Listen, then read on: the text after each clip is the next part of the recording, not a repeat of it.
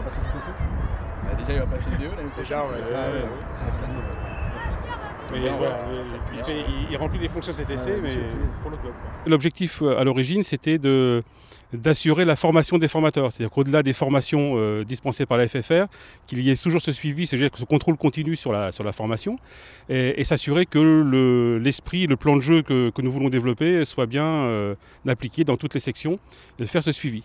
Et puis les projets de CTC, qui est vraiment un axe important de développement sur la fédération, ça a déclenché chez nous quelques réflexions et on s'est dit que nous aussi on pouvait avoir cette démarche-là auprès des établissements scolaires. Et aujourd'hui, il intervient à raison de 4 demi-journées par semaine dans les établissements scolaires. Donc bien sûr dans les établissements avec lesquels nous avons une section sportive ou des AS rugby, mais aussi dans l'établissement où il intervient avec des profs d'éducation physique. L'idée, avec notamment Yanis Reynaud, qui est l'éducateur salarié du club de l'Arcole, c'était vraiment d'avoir un spécialiste rugby au sein de notre établissement, qui est intervenu avec les primaires, avec les lycéens et qui intervient avec moi au sein de l'AS Rugby.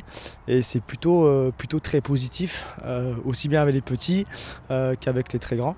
L'idée, c'est qu'il apporte son vécu dans l'activité, sa spécialisation. Et c'est vrai que nous, en tant que prof de PS, on n'est pas forcément formés à cette activité qui est un peu particulière, notamment on sait sur le règlement, sur l'approche, le combat, la mixité filles-garçons. Il y a beaucoup de thématiques qui sont difficiles à gérer. Et c'est vrai que le fait d'avoir un spécialiste dans l'activité, les profs de PS en sont vraiment très très contents. Ouais. Il n'y a pas beaucoup de sports qui ont ce rapport avec le sol, avec l'adversaire, où il y a des contacts, où il faut éviter. En même temps, il y a une grosse communication à faire avec ses partenaires. C'est le seul sport où on est autant sur le terrain. Donc c'est très très enrichissant pour les enfants. Il y a déjà des enfants qui m'ont contacté pour venir faire des essais. Donc, là en plus j'ai beaucoup de secondes, donc on essaye avec le projet sur les cadettes féminines de cibler encore plus et d'en démarcher certaines.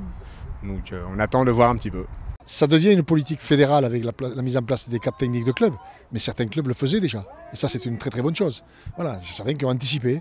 Voilà, ils ont fait des efforts, ils ont payé un salarié pour justement aller initier au rugby et recruter dans leur club. Donc effectivement, certains l'avaient déjà fait. Nous, avec la mise en place de la nouvelle réforme de la formation, ce sera une politique fédérale.